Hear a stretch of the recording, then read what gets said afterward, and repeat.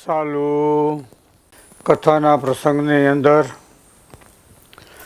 પરમ પૂજ્ય સદગુરુ જોગી સ્વામીની વાતો સાક્ષાત સવિતા ભાગ 1 કિરણ 126 પોઈન્ટ નંબર 1. આજના કથાની અંદર શુભ આશીર્વાદ કહેવાય. પ્રાતકાળના સવારમાં નાહ્યા પહેલાં સ્વામી સૂતા હોય, આરતી થાય અને પછી દર્શન કરી પૂજા કરી અહીં પછી પગે લાગી ત્યાં બેસવાનું. ત્યાં સ્વામી જાગે પછી બોલવાનું, કીર્તન બોલે, વચનામૃત સ્વામીની વાતો જે આવડે એ બધા વારા પછી જે બોલીએ હાજર. કેનું નામ આવ્યું? વાંચ્યું કે બોલ્યા. પ્રથમનું વિષ્ણુ વચનામૃત. પછી સ્વામી કે કૃષ્ણ પ્રસાદ સ્વામી કીર્તન બોલ્યા. સ્વામી કે વિષ્ણુ વચનામૃત પોતાનો અવગુણ લેવો, ભગવાનના ભક્તના ગુણ લેવા. અજ્ઞાનીમાં અજ્ઞાની કોણ છે? પોતાને ન જુએ એ.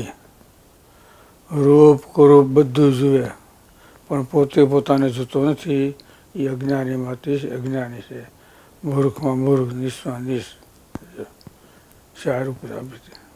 સુખ સ્વામી કે પોતાનું સ્વરૂપ પોતાના હાથમાં છે. મહારાજ જેને સત્સંગ થયો છે એને પોતાનું સ્વરૂપ જોવું પોતાના હાથમાં છે. કે દાડે એને આરંભ કર્યો અને ના દીઠું. આ જે સપના સુશુભ તેની વિશે અંતરદ્રષ્ટિ કરી જાય છે. ભગવાનના ભક્તને જોવાની ક્યારેય દ્રષ્ટિ કરતો નથી. એટલે પોતાનો અવગુણ લેવો, ભગવાનના ભક્તનો ગુણ લેવો. ગુણ લેતો જાય એ વધતો જાય, અવગુણ લે એ ઘટતો જાય. સ્વામી બાપા કહેતા, સ્વામી કે વસ્તુ એક ને એક છે, સણનારો એ છે પણ વિચાર નોખો છે. પથ્થરની ખાણ હોય એને કાપે, જેમ કાપતો એ ઊંડો ઉતરતો જાય. એ પથ્થરને સણે કડીઓ એક થર બે થર મારે તો બરાબર ને. પથ્થરને કાપે તો ઊંડો ઉતરતો જાય, એ પથ્થરના સણે તો ઊંચો આવતો જાય. એમ ખાંડને ઠેકાણે સત્સંગ છે, એનો ગુણ લે તો એ વધતો જાય અને ભગવાનના ભક્તના અવગુણ લે એ ઘટતો જાય. એ ખાણીઓ. ઓલો મિસ્ત્રી કહેવાય, મિસ્ત્રી હોય બાબુ, એનું ટાઇટર હતું બાબુ મિસ્ત્રી. એમ નામ નહીં હો, ઓળખાણ. એમ ડૉક્ટર કહેવાય ને બધામાં. સંગીતમાં ડૉક્ટર કહેવાય, ઓમાં ડૉક્ટર કહેવાય, બધામાં કહેવાય. એટલે ડૉક્ટર કેમાં હોય? સીબડા ફાવડામાં. એટલે ખબર પડી ગઈ માણસમાં. એને ડૉક્ટર ડિગ્રી લાગે, બરાબર બધાને લાગે. પીએચડી કરે એટલે ડૉક્ટર થઈ ગયો. પીએચડી શું કહેવાય? હા, પીએચડી. અમારે તો જૂની ભાષા રહે ને બહુ ખબર ન પડે. આ બ્રહ્માંડ ભગવાને બનાવ્યું, એની અંદર ભગવાન પોતે રહ્યા. જોયું? બાળક બન્યા. જોયું ને? એની સામર્થ્ય શક્તિ કહેવાય. પોતાની સામર્થ્ય છુપાવીને ભક્ત જેવા બન્યા, ભક્તના મનોરથ પૂરા કર્યા. એની સાથે રેમા જેમા ભેમા આ બધું કર્યું. જો મકાન કડીએ બનાવ્યું, પણ રીયો કેવો પાછો? કડીઓ મકાનમાં રહે ને નહીં. એમાં બ્રહ્માંડ ભગવાને બનાવ્યું અને બ્રહ્માંડની અંદર પાછા ભગવાન આવ્યા. હું કામ આવ્યા? અનેક જીવનું કલ્યાણ કરવા માટે. નકર તો કીધું ભગવાન પોતે અવતાર ધારણ કરે એટલે કલ્યાણ કરે, અને અવતાર ધારણ ન કરે, કલ્યાણ ન કરી શકે તો એટલે અસમર્થવાનું કહેવાય. એમ નહીં. મહારાજ કે એ અવતાર ધારણ કરે તોય કલ્યાણ કરે, અને અવતાર ન ધારણ કરે તોય પણ જ્યાં બેઠા કલ્યાણ કરવા સમર્થ છે. પરંતુ એનો લક્ષ્ય હેતુ એ કે ભક્તના મનોરથ પૂરા કરવા, એને લાડ ડડાવવા, એને સુખ આપવા. ભક્ત મિત્ર ભાવ વર્તે, પુત્ર ભાવ વર્તે, સખા ભાવે, સગા સ્નેહી ભાવ વર્તે. પુત્રભાઈ ક્યાં રહ્યા? ભક્તિ મતમાં છે. મિત્ર કોણ હતો? નહીં, એ તો હતા બ્રહ્માનંદ સ્વામી સુરખાસર, ગોપાળાનંદ સ્વામી, મુક્તાનંદ સ્વામી એને દાસ ભાવે ભગવાનનું ભજન કર્યું. એટલે એ સખા ભાવ, સખા મિત્ર કહેવાય ને. શું કહેવાય? મિત્ર કહેવાય તો સારું. એમાં લખ્યું છે પુત્ર ભાવ વર્તે, મિત્ર ભાવ વર્તે, સખા સ્વામી ભાવ વર્તે. એને કરીને ભક્તને એ થાય અને એનું જીવનું કલ્યાણ થાય. એ માટે ભગવાન પૃથ્વી પર અવતારનું ધારણ કરે છે. એ હેતુ માટે ભક્ત જેવા થાય, જેવા ભક્ત એવા ભગવાન. નિષ્કુળાનંદ સ્વામી લખ્યું જે યોનિમાં ભક્ત હતો એ યોનિમાં ભગવાન અવતાર ધારણ કર્યા. મત્સ્ય ભગવાન થયા, કસ ભગવાન થયા, અઘરી થયા, વામન થયા, પરશુરામ થયા. આજો આ બધા માણસથી વિજાતિ રામ, શ્યામ અને ઘનશ્યામ આ ત્રણ છે માણસના સજાતિ. શા માટે? મનુષ્યરૂપ છે એટલે.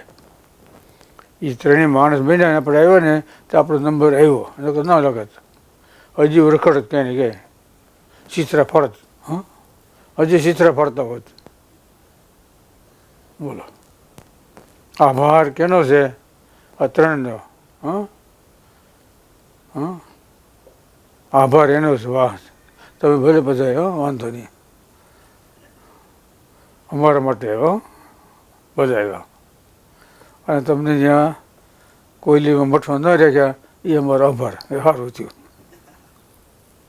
છોકરા ગુજરાતીમાં કહી દે ને કહીએ પછી આ રાખો કા અમારા હાટ હોય છે એટલે ન રાખ્યા. બરાબર? દાંત કાઢે જો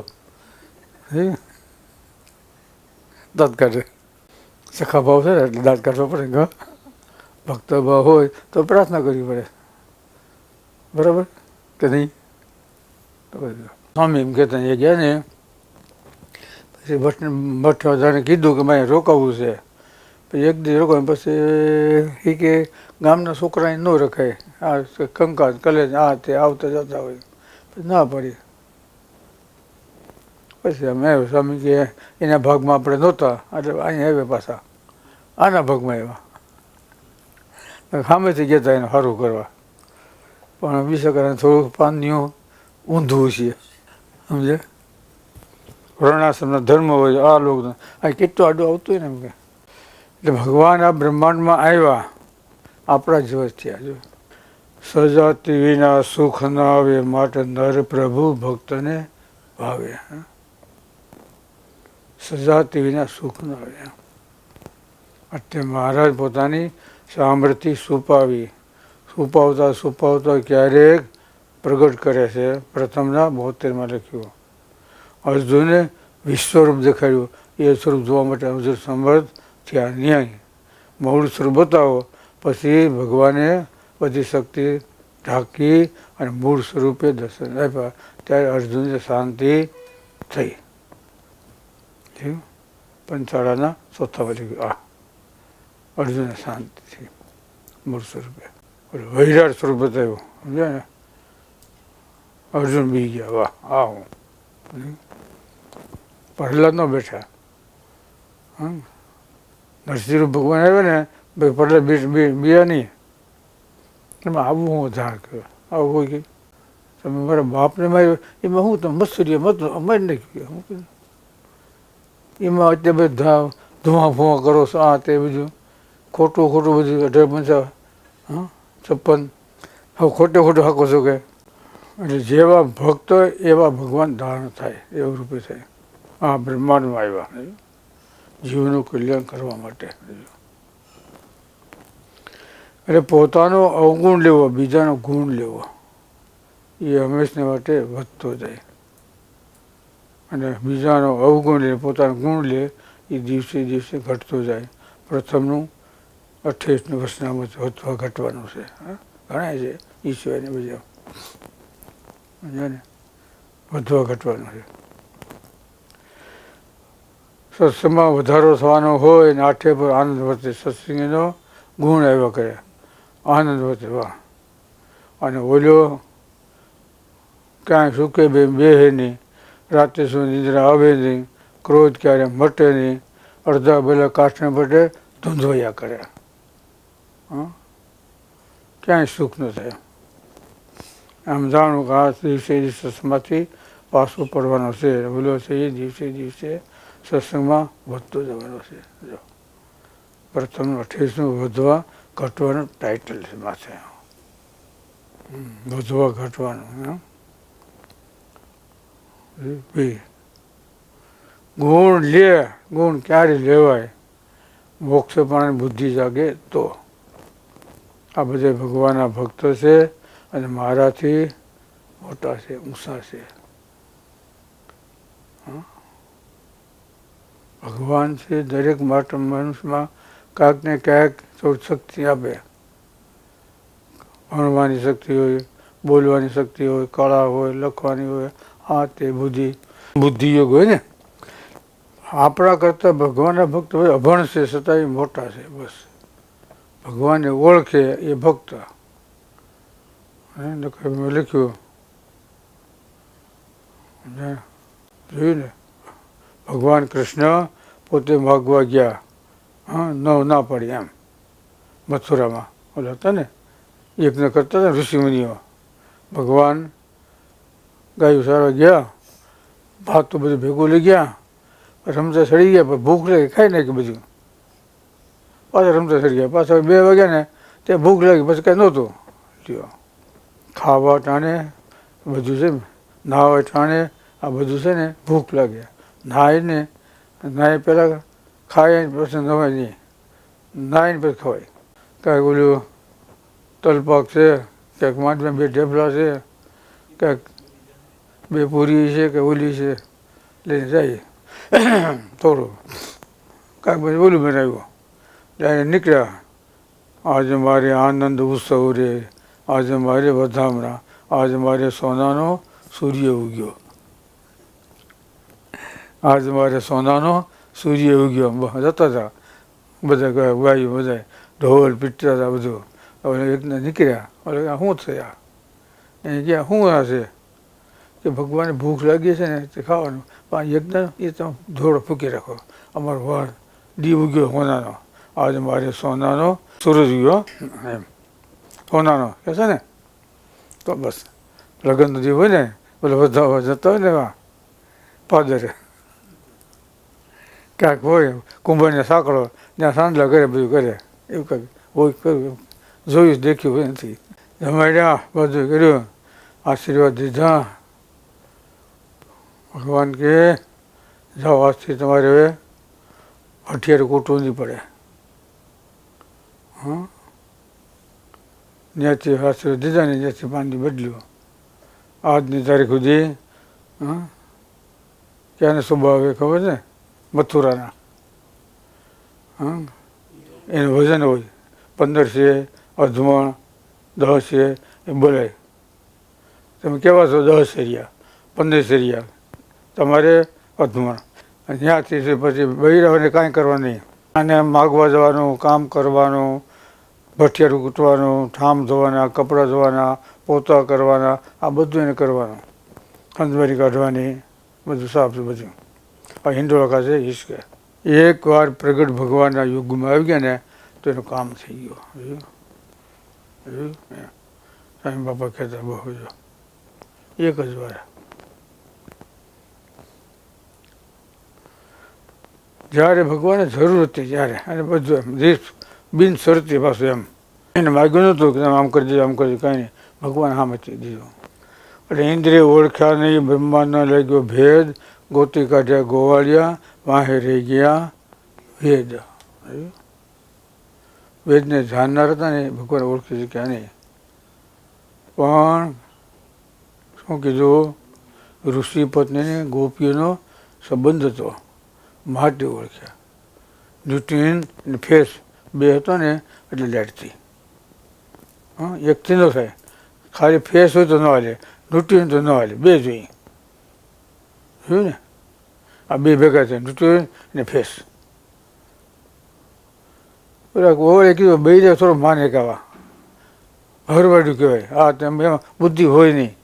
ભગવાન કૃષ્ણ કહે તમે જાઓ તો ખરા. એને ગોપીઓ સાથે બેઠક ઉઠક છે, જ્યાં જાય છે આવે છે એટલે બધું સારું થઈ જાય. એટલે બધું ઋષિમતને જમાડીને લઈ ગયા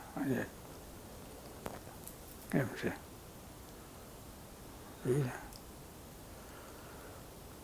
એટલે પોતાનો અવગુણ લેવો, બીજાનો ગુણ લેવો એ મહત્વ છે. સમજ્યા? સ્વામી કે બધા ભગવાનના ભક્તો સમજે છે, હું સમજતો નથી. કેવું ભજન કરે, કેવા નિયમ પાડે છે. તો અને ભગવાનનો ભક્ત હોય કોઈ દી ભગવાનના ભક્તના અવગુણ આવે નહીં, વેર બંધાય નહીં, ગાંઠ બંધાય નહીં. કાર્યાણીના 9માં લખ્યું હે એની સાથે વેર બંધાય તો ભક્ત ન કહેવાય. ભક્ત ન કહેવાય. 9માં લખ્યું કાર્યાણીના.